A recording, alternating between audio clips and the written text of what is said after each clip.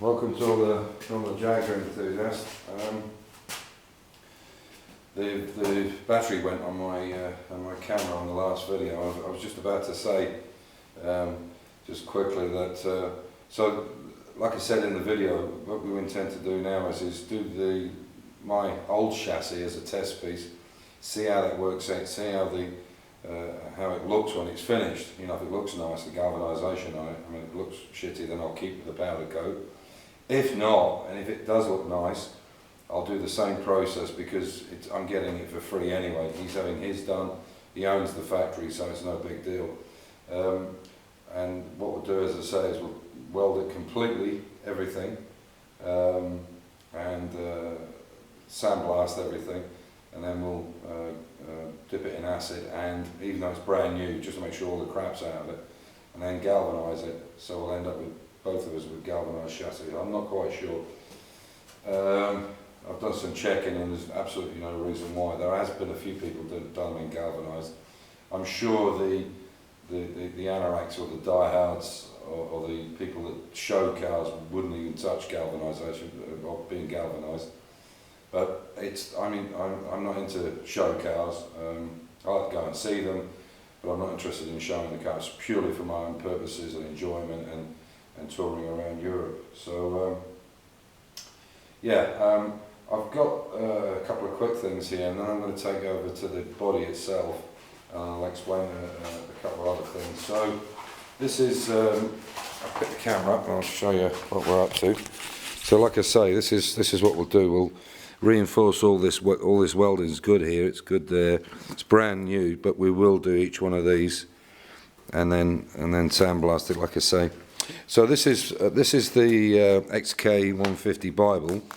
It's called Jaguar 150 Explored by this guy Bernard Wyatt. Brilliant book, got everything in it.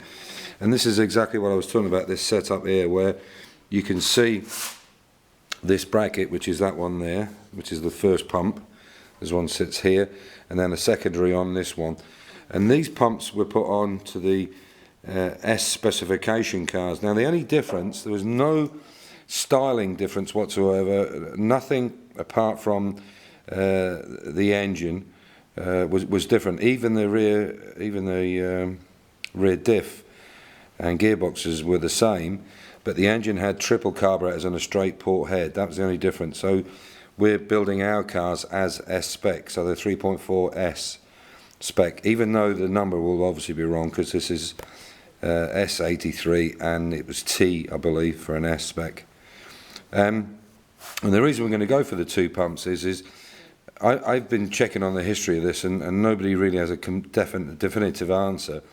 But I think that probably in 1958 these SU pumps were bad for sticking, the points were bad for sticking in them.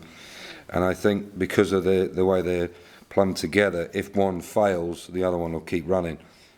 And because on an E-type, for instance, there is only one SU pump and it copes easily to send enough fuel.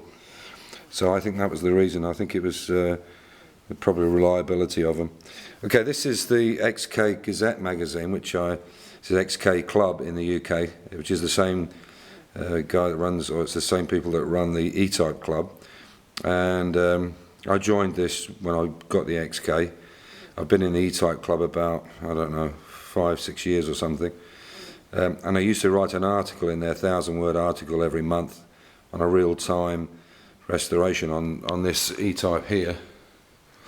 And so now I'm about to start and do another one for the two XKs. So if you're not in the club or you like XKs, this is a really great magazine, and they do it online as well. So it's not just you get it obviously as a hard. I think it's £120 for 2 years. It's not a lot. Anyway, so going on to this XK, what I've done now is I've started to. I'll get around the other side because of the light, but you can see I've started to take all this bitumen off it, and obviously in them days, you can see there, in them days they were bitumen coated. It's just tar basically, or bitumen. And in actual fact, this car is 1958, so that's what now, 59 years old, coming up for 60. And you can see I've cleaned that with some panel wipe.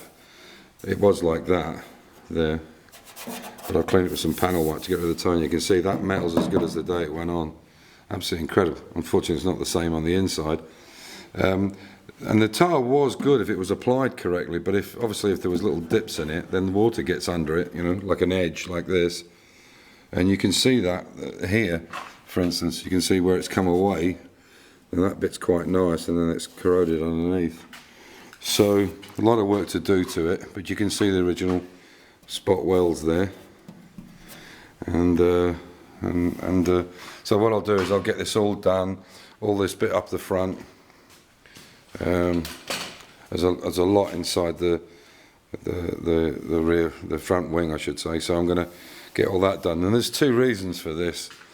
One is we've using a very expensive machine which cleans the sandblast media. And oh look at that! Oh, you missed them. There's a deer, 2 deers running around the back garden. Oh, can I catch them? Oh, there they are. Oh. Anyway, yeah, so sorry about that. They sit sometimes in the back garden there. Anyway, so what we're going to do is going to clean all this off, one, so it doesn't go into the sand when it's refiltered and cleaned. And the second reason is because it's quite thick, we'll have to use higher pressure to get it off, and I want to use as least amount of pressure just to get the rust off so we can start doing the repairs. So what we're going to do is next Friday, it's now the bank holiday Sunday, next Friday they're going to come and pick the car up again and take it to Vienna and then pick up the white car. And then the weekend after we're going to spend all day Saturday and all day Sunday sandblasting and painting them, primer that is anyway. So the deal is we'll do one car, take it over to the shop, prime it, and then start doing all the body panels and so on and so forth. But obviously I want to be there because I want to make sure the guy's a professional, but he doesn't do cars, he does pipe work, and I just want to make sure that they don't damage any of the, you know, this is why we put these extra stays on the wings here. You can see this is obviously, it's just to make, because that wing's quite flapping, you can see that's quite thin there. You can see how thin that is, so I want him to use a minimum amount of pressure he can just to get the paint off and get the rust out, obviously. So yeah, you can see there, it's quite thick, this stuff, but look at the job that it's done. It's amazing. I mean, that piece there looks like it was put on, you know, yesterday. It's as good as the day it went on. It's unbelievable. And they're much thicker gauge than they were, obviously, than they are nowadays. So that's another good thing, but it is in quite poor shape down the bottom here. We need quite a lot of work done to it. But amazing for 59 years. Anyway, so that's the plan. And then once it's all sandblasted, I'll start rebuilding this lower section along here and all the internals for it, and get all this redone. But I want to have metal to I can work with and know that it's strong, and there's just no process here for dipping these cars. There's a company in the UK called SPL that dip them, and but I don't know of anybody that does it here. And if we did, I would do that because it's much easier on the body. Expensive, but it's the way to go. Anyway, thanks for watching in. I hope that's now updated on the Jag. Oh, and on this XK, this XJ6, just to finish up. You know, I showed you how bad this was. I think this is. I'm not going to do it, but here there's a nut on the outer shaft, on the outer drive shaft, and either that's come loose or the bearings are moving in that housing there, and I think that's why that movement is there. But I can't see how it would come off the nut because there is a special lock washer on it. But there's obviously something wrong. I don't really want to get involved with it, and hopefully he will get it sorted. So anyway, that's it. Thanks for watching in. I'll do another video in a few days hopefully, and we'll see how we go from there. Okay, take care, and I will be doing some work on the Mini for the Mini guys, so please watch back in. Take care, bye.